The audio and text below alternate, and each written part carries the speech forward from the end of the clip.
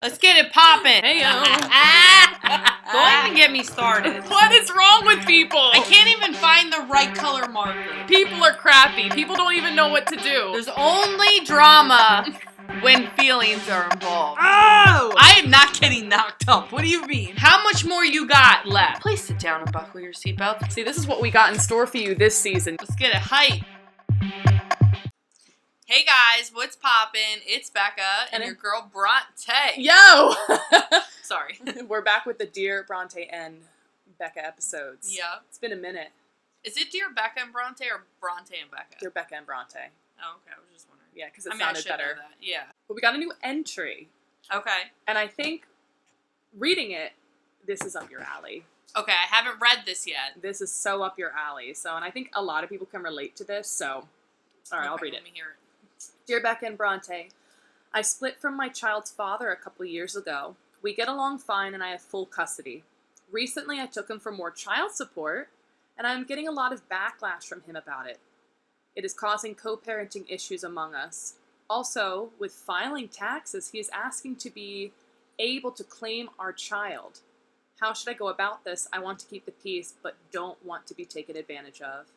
From Peace Be With You 22. Interesting. This is right up your alley. I feel like it's a lot, up a lot of people's alleys. So. Yeah. I mean, you know, it's tax season, it's January, you know, January, February, you start filing, and, you know, if you have a child, I guess you get, like, the $2,000 back, and then if you make under a certain amount, I think you get, like, an income credit type thing. Listen, I ain't no accountant, you know what I'm saying, but yeah, I mean, the tax season is coming up, and, you know, with the pandemic, like, people are needing more money for their children, and, I don't know, let me hear your thoughts first before I get in. Oh, man. Of course, I have no experience with this. I don't have a child. I don't file taxes and claim my child. But I agree with you. I think, especially now, being in the pandemic, it makes people panic, and it puts people in difficult situations. But when money disturbs the co-parenting process, that's really hard. And I think what this writer said about it's being used against her, like that, I have an issue with. Okay. Because, I mean, ultimately the money coming back is for the child. Yeah. Like, you know, and that's really difficult. And you don't, when money issues come up, that's like the worst thing to argue about. But money is the root of all evil. It really is. Like, but it's, you know, what feeds the, you know, child. Childs are expensive. Clothes. I mean, they are. Willie is so expensive. But it is interesting that, like, you know, you can be good on, like, okay, I have full custody or a partial, whatever you do, and then when money comes, that's what makes people go psycho, and that's when the arguments break out.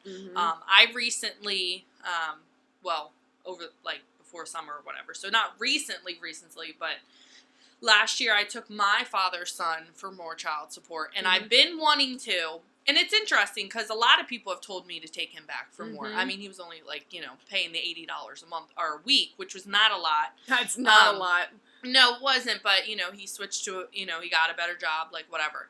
Not trying to share all his personal information, but I ended up taking him back for more.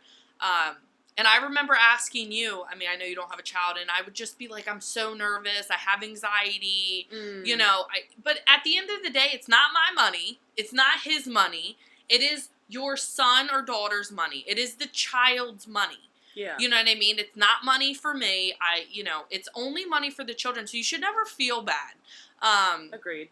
You know, of course, if you're getting like $12,000 a month, okay, maybe you don't need $12,000 a month. But, you know, a decent amount is for the children. And then also with tax season coming up, my son's father just asked me if he could claim him. And I have him 95% of the time. And I said no. It's not, you know what I mean? Like, you don't have him all the time. I have full custody. You know, the money that I get back, the $2,000, is just for my son anyway. Yeah. You know, I've actually been thinking about opening up a savings account, like kind of like a college fund type thing. I'm going to look into the different options, and I'm like, maybe I'll put the money in that. Yeah.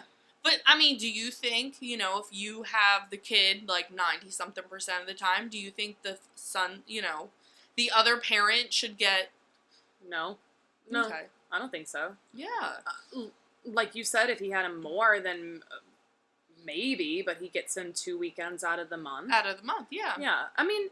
I feel like I'm in the same position as this writer. I think you are, too. But I think a lot of people are, though. Yeah. Mm-hmm. And I think where you were coming from, where you felt bad, was it almost felt like weird asking for more because you don't ask. That's your personality. You don't ask for more. Because I'm like, oh, I'll, you know, take care of myself. It's both of your guys' kid.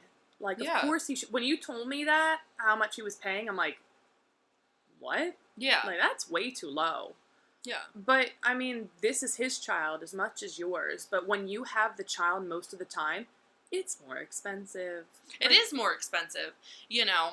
Because you take him out. Like, you know, you do activities. It's important. He's 5. Yeah, he's in karate. That's expensive. Like, and you that have gets to. expensive. You have to give him, of course, people parent in different ways. But, you know, he grows out of toys. He needs more toys. You're getting him more learning interactive things. Mm-hmm. Karate, more physical activities. Like, getting him outside. Mm-hmm. That's expensive. Yeah. Clothes. Like, he's growing like a weed. He is. I go shopping once a month. Mm-hmm. So back to, like, our user and our listeners, you know, like, if you let your other, you know, if you have full custody of the kid and, you know, you let your, you know, the other parent claim them and that's how you guys feel like you need to co-parent, then so be it. Mm-hmm. You know what I mean? Like, each co-parenting and each child support case is different. Yeah. You know what I mean? But if you're afraid that, you know, he's going to cause hell, then, you know, it comes to a point where then maybe you need to find some boundaries. Yeah. You know what I mean? Like, if you're I taking agree. care of the kid and you need that $2,000 to take care of the kid and that's what the government offers you back as a tax credit, then you get it. Yeah. You get it and you don't give it to him. You know what I mean? Because he Yeah. doesn't have the kid, so... Right. You know. I wonder how... I mean, of course, there's backlash with money and people get angry and, you know, we don't know your exact situation, but I feel like when you brought up boundaries, that was a good point because, right, if it's texting or on a call, I would say if it's not about your child and he or she is throwing it in your face and getting rude, you cut it. Like, okay, are we done talking? Like, are we in agreement about our son or daughter? Okay. You know. And then, like, put it clear as day, you're not going to take that as long as you're being fair with your child. And, you know, but there's no reason why, like, when you're also taking care of your child majority of the time. It takes a lot of work. It does. And, you know, and like I said, you can actually have it, like, when you go through child support, then you can also actually have it in writing who's going to claim him. Like, if you have half and half custody, then you'll put that in the child support and be like, okay, every other year the mom will claim, every other year the dad will claim. I mean, it gets really specific.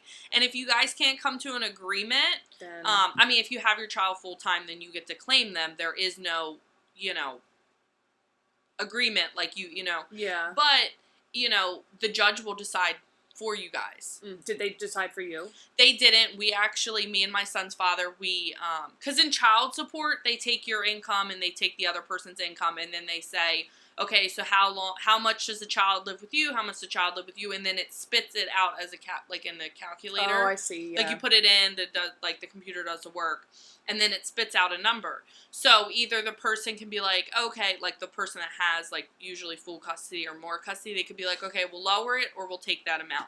If you both don't agree, then you go in front of the judge. But nobody really wants to go in front of the judge in child support because you're not going to get it lowered. No. They can actually, like, let's say, okay, you owe $500 a month, and then the dad doesn't agree with that or the mom doesn't agree because they don't want to pay that. The judge can be like, okay, you pissed me off. I'm going to take you for $800. Wow. So, no, we actually settled in mediation, and it was okay. There was a couple times that were brought up, like, oh, you know, you took me back for more, and I'm like, okay, you know what I mean? He really doesn't pay that much. But, you know, the money goes for is for my son. So it's hard. It is hard. You know, you feel bad. You know, you don't want to take somebody else's money. But again, at the end of the day, you got to keep in the back of your mind, it's not your money. No. It's the son or daughter's money. You also don't want to see the divide either.